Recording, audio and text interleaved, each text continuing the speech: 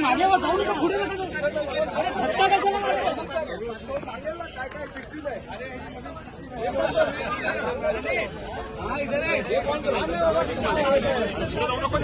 अरे बस बस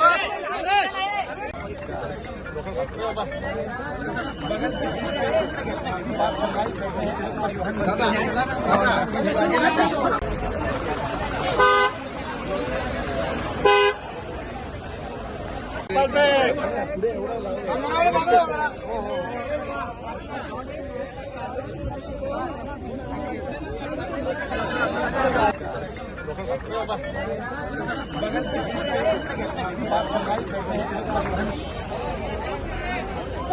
चला चला चला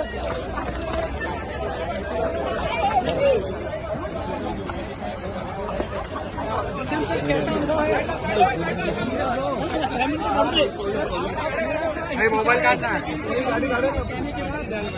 परिवहन मंत्री के कहने के बाद आपने चलाना शुरू किया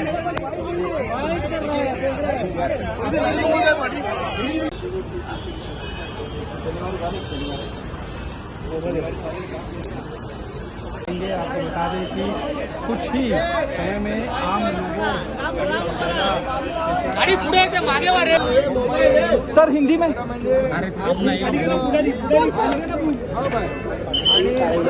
या ठिकाणी मुंबईमध्ये सर्व सोयी सुविधा आहे. मुंबईमध्ये जगभरातले लोक येतात आणि म्हणून मुंबईमध्ये टेस्लाने सुरुवात नीचे करून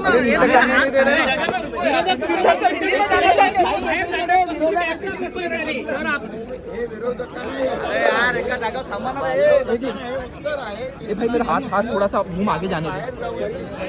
महाराष्ट्रामध्ये एवढं चांगलं इन्फ्रास्ट्रक्चर आहे, स्किल्ड मॅनपॉवर आहे, त्याचबरोबर चांगली कनेक्टिव्हिटी आहे, सुविधा चांगल्या आहेत. त्यामुळे देशामधली सर्वात जास्त गुंतवणूक महाराष्ट्रामध्ये येते आहे.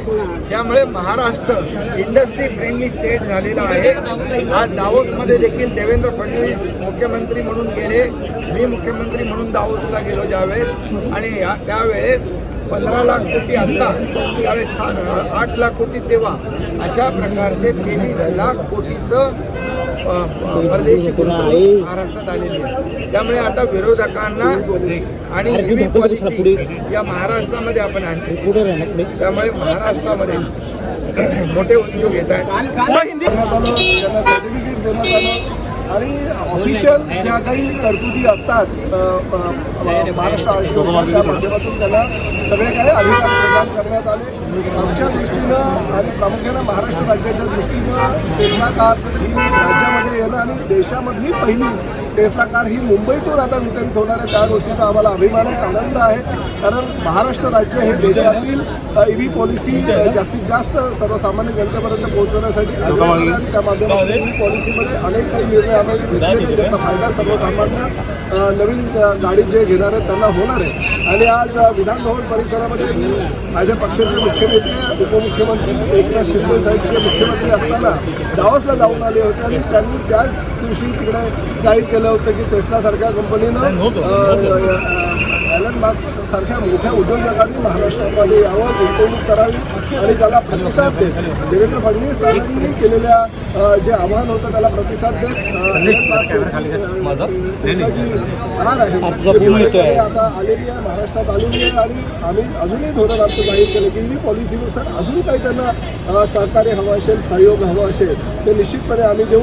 परंतु असल्या मोठ्या कंपन्या जर आपल्या महाराष्ट्रात आला तर महाराष्ट्र अजूनही पुढे. परंतु सातत्याने विरोधक आरोप लावत होते की उद्योग बाहेर जातात आहेत, परंतु आमचं म्हणणं तेच आहे की बघा, जर टेस्ला कोणाला न्यायची असते तर आताही सांगितलं असतं की हो टेस्ला महाराष्ट्रामध्ये येणार होती पण गुजरातला घेऊन गेले, असं काही नसतं. काहीतरी आरोप करावे विरोधकांनी आणि आम्ही त्याला उत्तर द्यावं असं नाही आहे. टेस्लासारखी मोठं ईव्ही सेक्टरामध्ये मार्केट असलेली कंपनी ही महाराष्ट्रात आलेली आहे, मुंबईमध्ये आलेली आहे. आमच्या दृष्टीने अतिशय अभिमानाचा क्षण आहे आणि टेस्लासारखे अनेक उद्योगधंदे महाराष्ट्रामध्ये भविष्यामध्ये सुद्धा खरेदी करता येणार ते कार. आता त्यांची कसं आहे की ही प्रोडक्शन जे आहे ते फक्त कॅलिफोर्नियामध्ये आहे, अमेरिकेमध्ये आहे. त्यामुळे कार जी बुकिंग आहे ती करायला अजून त्यांनी सुरुवात केलेली नाही. बाकीच्या ज्या फॉर्मॅलिटीज असतात त्या कम्प्लीट करतायत आणि सगळ्या सोयीस्कर परवाने घेऊन हे काल गाडी महाराष्ट्रात वितरित करणार आहे. मी त्यांना सांगितलं की बाबा पहिला नंबर राज्याचा परिवहन मंत्री म्हणून माझा आहे, जी कोणी किंमत असेल ती आम्ही किंमत देऊ. पण या EV पॉलिसीमध्ये पहिली का देशामध्ये जर राज्याच्या परिवहन मंत्रीने घेतलं तर तोही एक चांगला मॅसेज जाईल. त्यामुळे मीच EV कार पहिली तुमची खरेदी करेल. कधी तुम्ही बुकिंग चालू करणार हे सांगा.